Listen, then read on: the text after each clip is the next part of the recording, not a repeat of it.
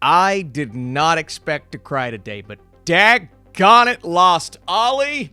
Someone's cutting onions. What is up, Netflix fans? Welcome back to my channel. Lost Ollie is the brand new series on Netflix, and while it may look like something solely for kids, I promise you it is much more than that. But is it worth watching? We're going to talk about that right now. Lost Ollie is an epic adventure about a lost toy who braves the many dangers of childhood as he searches the countryside to reunite with the boy who lost him, and the story of the boy who lost more than a best friend. It's a heartwarming tale for the child in all of us, remembering those special souls that we've lost but who forever changed our lives. Inspired by the book Ollie's Odyssey by renowned author and illustrator William Joyce, and directed by Spider-Man Into the Spider-Verse director Peter Ramsey, with producers like Sean Levy and Josh Berry. What a great crew, and just as good of a cast. Jonathan Groff, Mary J. Blige, Tim Blake Nelson, Gina Rodriguez, Jake Johnson, and it is rated TV PG, maybe a little darker than anticipated though. It's listed for fear and mild themes, a tiny bit of cursing in there, but one or two moments that may have kids a bit on edge. But I love the fact that this series does not hold back. It doesn't refrain. A lot of these animated shows and movies, they're sugar-coated, right? We can't get too dark because the kids, they'll get scared. And I'm not going to sit back and say this is a show made for 5-year-olds, but if your 12-year-old wants to watch it and can take this on, there will be tears, there will be emotions, but it's one that allows someone of that age to watch it and feel as if they're kind of learning something, growing up along with our characters in the process.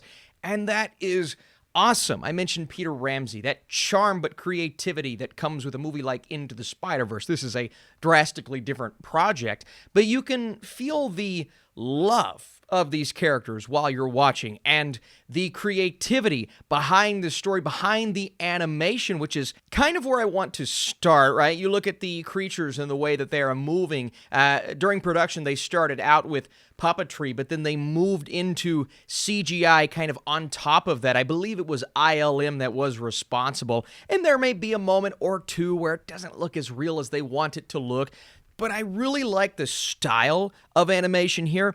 But the fact that it blends into the real life surrounding and it just looks real. Now, the theme of the show, well, not the main theme, but one of the themes is that dreams can come true. When you wish upon a star.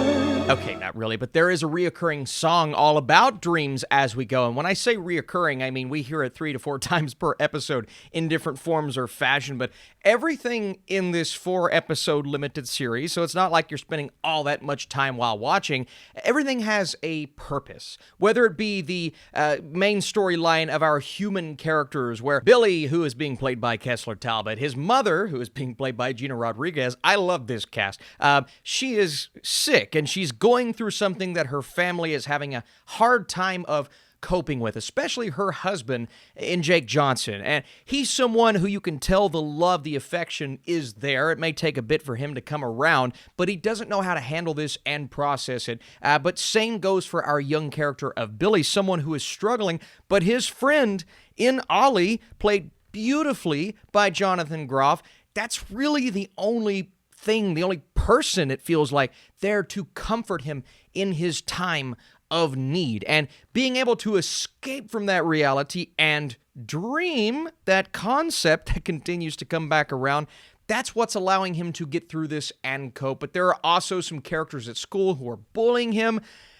Kids are going to be kids. It's crazy that you're going to bully a kid whose mom is really sick, but you know what? It happens. But this allows him to cope. Well, Ollie goes away. The title of the show is Lost Ollie, and the journey, our animated journey, if you will, is Ollie trying to get back. But in the midst of that, Billy is trying to handle all of this happening. I guess I could also see it as a peek into the integral moments of Billy's life where he utilized Ollie to help him get through these. But you also have the concept, and this is probably a biggie, should not have left it for this long into the video, Ollie and these other toys, well, they're alive. Oh, it's alive! It's alive! It's alive! It's alive! And some characters can hear them, yet others can't. And that's where I start to ask my questions, right? Some of these kids can interact with these characters. Adults can see them at times, but mostly they cannot. They're interacting with the environment. There's one moment, one sequence where these characters are running through a hallway and they're noticed by one or two of the human characters, but doctors are just kind of walking right past them, and that did leave me with questions. Because as someone who thinks too much about these types of things, I'm thinking, is it coming down to the fact that you have to believe in them to be able to talk to them? But if that's the case, then how could you not notice them, even if it doesn't show them running if you don't believe in them? You'd have to see the toy kind of floating right by you as you're... And I get it, doctors are busy, maybe they're not going to notice, but I would notice that. I feel like I would notice that. And the rules aren't as clear as maybe they should be, because if the rule is you have to believe in them to be able to talk to them, you kind of have that Toy Story flair. We'll talk about that. Well, then how would it be explained that they're running through a hallway and no one manages to... Do they just stop existing at that point? I was asking too many questions. So maybe that wasn't the focus. Maybe they didn't care as much about that. But for me, that is a nitpick with this series. They did not establish the realism there.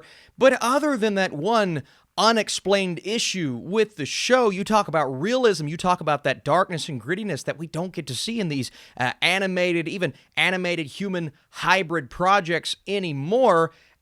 That's here, and this is a very grounded show. It gave me that emotional feeling that I got watching Sweet Tooth last year, where it's heartfelt, it's emotional, at times it's lovely, but it can also get somewhat brutal. I use that term lightly, right? You're not talking R-rated brutality, but for a show that is centered around a kid and kind of for kids, you could use the word brutal. So this isn't me telling you not to let your kid watch this, but expect some very adult things in there, but to the point to where I appreciate them because they added nothing but goodness to the story, and it made the story so compelling and so emotional. And you have these other characters, and Mary J. Blige is Rosie, and kind of the outlier character of this show in Zozo, played by Tim Blake Nelson, who sort of... There is a comparison to be made to one specific character in one of the Toy Story movies, and if you've seen this show, you know what I'm talking about. Reminds me of him. I won't say who, because that's a mild spoiler, but if you've seen this show, you know who I'm talking about. And there it is, right? The ultimate comparison, Toy Story. This is just a different show in its entirety, right? I don't think the rules are handled nearly as well as Toy Story was. But in terms of Ollie's journey, Ollie's growth as a character, starting out somewhat quiet and naive, but turning into a character that is able to survive and find his way through being lost as a toy, write some beautiful themes. And then we get to the ending of this 4-episode series, and I won't lie to you, there were some emotional moments in the final few minutes that did have me shedding a tear or two, and that hasn't happened in a long time. Not that I don't get emotional, but I haven't felt like this, and boy, oh boy, did it not just cement my love for this show, right? Even beyond the questions that I have. When it comes to the pacing, some people may not love it. I thought it worked just fine. I really don't have a lot of criticisms with the actual story, other than it being somewhat conventional and cliche, but that's okay, because the way this was handled worked extremely well for me. So let's go ahead and score Lost Ollie. Before I do that, thank you guys so much for being here. If you enjoyed this Netflix show, tell me why you did or did not, and if it made you emotional. Also, if you want to drop a thumbs up and a comment, what is your favorite series on Netflix of the year? Lost Ollie puts a nice spin on a concept that hasn't been nailed since the first Toy Story. Utilizing beautiful storytelling and solid effects, this series is able to hit hard and will leave viewers emotionally satisfied, kind of like it did myself. I'm going an 86% with my score. This was a really good time, and it's one that I think will be able to work for most, if not all, ages. Thank you guys so much for watching this video. Plenty of reviews coming this week, and best and worst movies of the month this weekend.